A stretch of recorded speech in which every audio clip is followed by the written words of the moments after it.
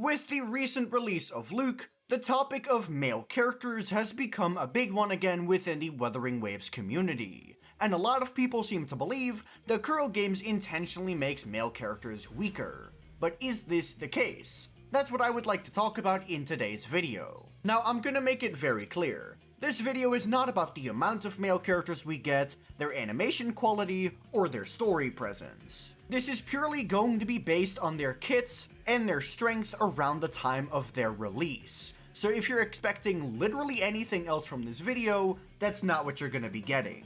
So I'm going to talk about all 5 limited 5-star male characters. Those being Jiyan, Xiangli Yao, Brant, Qiuyuan, and now of course Luuk. Starting with the first ever limited character being Jiyan. And Jiyan on his release was obviously a strong character, being the strongest DPS in the entire game. Obviously, being the only limited DPS means he's obviously going to be a leg up above other DPS characters. Now, this is not to say that Jiyan had full complete dominance over the entire game, because there were other DPSs and other teams that were able to compete with him.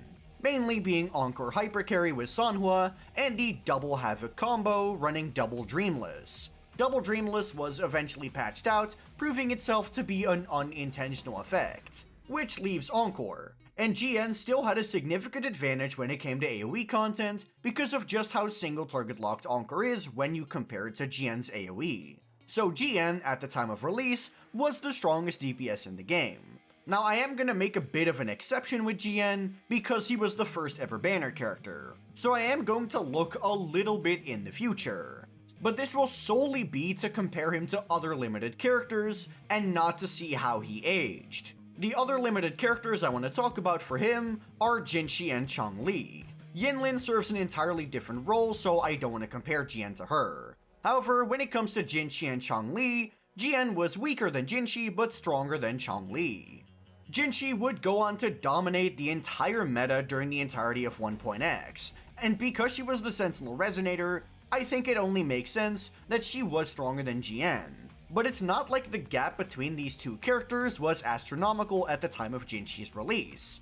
Jiyan was still able to keep up, even if he was just straight up weaker than Jinshi in every single scenario. But again, that's to be expected because Jinshi was the Sentinel Resonator. She's naturally going to be stronger. Xiangli, however, was weaker than Jiyan. She had good AoE, but her team's damage output was simply a lot less than Jiyan's. Now, of course, she didn't really have good supports at the time, but even now when she has an entire team made for her, she's still sitting just barely above Jiyan, who got coincidental buffs. So even at a base level, Jiyan has a stronger kit. He does have a flaw that Xiangli does not have, which is his volatile energy regen requirements. But this alone is not enough evidence for me to say that Kuro quote-unquote cucked a male character. Then next up is Xiangli Yao, who came out in version 1.2 and ended up being a free character. Now here's the thing with Xiangli Yao. Xiangli Yao was given out for free, so people had expectations of him being weaker. But he ended up proving these expectations entirely wrong, because at the time of his release, Xiangli Yao was one of the better DPS characters in the game, being leagues above a character like Qiangli and being comparable with someone like Jiyan in terms of damage output. But unlike Jiyan, he did not have the issue of volatile energy regen requirements. While Jinshi was still above him, this is again to be expected, because like I said before, Jinshi was kinda just the server admin of the entire game when she came out. Xiangli Yao had strong damage output and much more convenience than someone like Jiyan or Qiangli. He was in fact one of the easiest characters to play at the time. He didn't have any real quality of life issues, and he had very strong damage output. So Xiangli Yao at the time of his release definitely was not a cucked male character. You could say the only flaw he really had was that he didn't have good 4-star teammates, but Qiangli was the exact same. So I'm very confident in saying that at the time of release, Xiangli Yao was not intentionally made weaker. Now we move on to Brant, where the sentiment really started building that male characters were going to be weaker than female characters.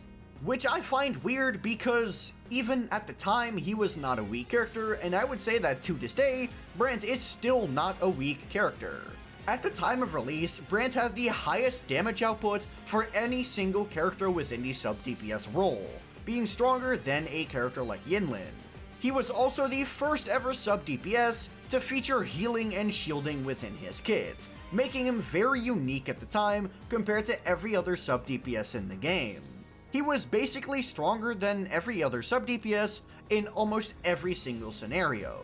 The one thing that you could say made him weaker was being tied to a less strong character in the form of Xiangli. But that's not Brant's fault. If anything, Brant was there to try and equalize Xiangli's power level in the meta, because outside of Quickswap, she really didn't do anything. He was also the first sub-DPS that had a viable main DPS team, which meant that even without Xiangli, you had the ability to pull for Brant and make him useful. So I think the notion that Brant was weak on release is kind of absurd. Sure, the performance in Tower wasn't really the highest out there because he was tied to Xiangli, but Xiangli Brant was one of the best WutheringWaves teams in the game when it first came out. So the notion that Brant was weak is really weird. Outside of his strength, people complain that he was clunky and that he really needed his signature, which, well, they're both valid complaints. But when it comes to his signature, he's actually less reliant on his signature than Cardathea is on hers. So ultimately, this is not a male character thing. And him being clunky is also not a male character thing, because we've had plenty of female characters who are clunky like Yinlin. So while Brant ultimately did have his flaws, it's not because he's a male character. And that brings us to Qiuyuan. Qiuyuan released in version 2.7 as the premium echo damage buffer, being made to be best in slot for Galbrenna and also becoming the best in slot within Frlova teams. And that's already something that I feel made Qiuyuan strong at the time of his release, him being a sub-DPS character who is best in slot with two top-tier characters. At the time, this was incredibly rare. In fact, it was unprecedented, and I believe Qiuyuan was one of the very first characters to be that strong. Now obviously this was balanced out by two things. First of all, him not exactly being a necessity within a Galbrenna team, and the second thing being that for Galbrenna, a bunch of his effects were made to be unusable when you're off the field, meaning that Frlova was unable to take full effect of Qiuyuan's buffing. But this did not change that Qiuyuan was the best option for both of these characters, and Galbrenna and Frlova were both top tier characters, with Frlova being the bar none best in slot character in Whimpering Wastes, and Galbrenna being one of the strongest Tower of Adversity DPSs, so Qiuyuan was a good character. But people's complaints again were not with his meta strength. They were with, once again, him being quote-unquote clunky, and second of all, his low personal damage. Now, his low personal damage is something that I genuinely could not give less of a rat's ass about. He has buffs in his kit to compensate for his low damage output. Not every sub-DPS can be Brant or who can also be a main DPS. If you want to main DPS your Qiuyuan, they actually made his DPS sequence a lot lower than usual. Normally, if you want to turn a sub-DPS into a main DPS, you have to go to S6, but for Qiuyuan this was lowered to S3, making his DPS playstyle a lot more accessible than with some other sub-DPS characters. And his low damage output at S0 was compensated for because he had a ton of buffing within his kit. So him having low damage output, while sure it can be a turnoff, it's not a thing that makes him weak. And then for the issue of him being clunky, I literally have never encountered this. I've heard so many people say that they've gotten interrupted during Qiuyuan's heavy attack, but I have personally literally only experienced this a single time in WuWa. So honestly, if this is your complaint with Qiuyuan, I can't really talk about it because I've literally never experienced it. And that brings us to the final limited 5-star male character, Luuk Herssen. And I still think that Luuk is a powerful character. And in my opinion, his problems come less from him being quote-unquote intentionally made weaker and having a quote-unquote worse kit, and more so because of the current meta climate of the game. When it comes to raw damage output, Luuk in his premium team is competitive with other strong DPSs like Augusta or Galbrenna. And while he is a little bit below Cardathea, remember that he does not have his best in slot buffer yet.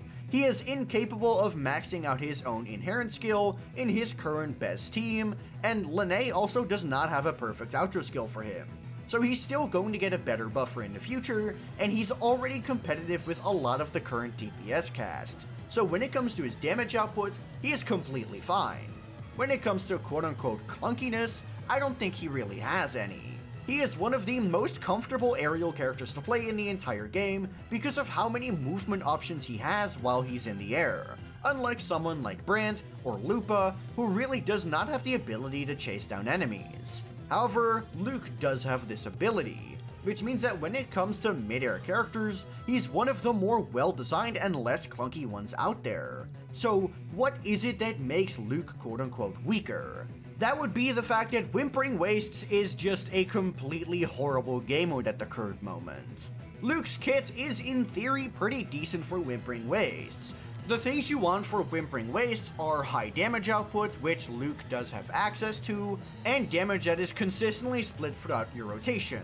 Which, while for Luuk it's not completely consistent, he does have multiple strong attacks instead of everything being put into one ability. His AoE is not half bad either, so in theory he has everything that should make him at least decent within WuWa. However, the current HP of enemies is just too high for him to really start nuking things with his forte skills. And because he's not able to nuke things, waves very often get split up, especially because he drags enemies into the air with him. Which means any enemy that is not in the air with him is simply not going to be hit by any of his abilities. Toon Strain is also inherently anti-synergistic with Whimpering Wastes as a game mode. But like I said before, I don't think any of this, aside from him being a Toon Strain focused character, is supposed to be Luuk's fault. It's simply that Whimpering Wastes is currently a horrible endgame mode that ended up causing Luuk to fall down way more than he should. This was not Kuro's goal, which you can see by the fact that they did actively make one of the new purple tokens a good one for Luuk. They very much expected Luuk to be at least a decent character within the mode, but because Whimpering Waste is just in a horrible spot right now, he ended up not being a good character within Whimpering Wastes, and hopefully this is something that his signature sub DPS can solve for him. So ultimately, does Kuro Games intentionally make their male characters bad? Absolutely not. They have their weaknesses and they have their flaws, but almost every single character in the game has weaknesses and flaws. I think a lot of people just like to ride the train that Kuro Games hates men, but those are just my thoughts on the situation. Let me know what you think down in the comments below, and while you're down there, be sure to like the video and subscribe to the channel. If you have any questions, you should join my Discord server linked in the description below, and if you just want to see more of me, you can check out the other link in the description below as well. But that'll be all from me. Peace.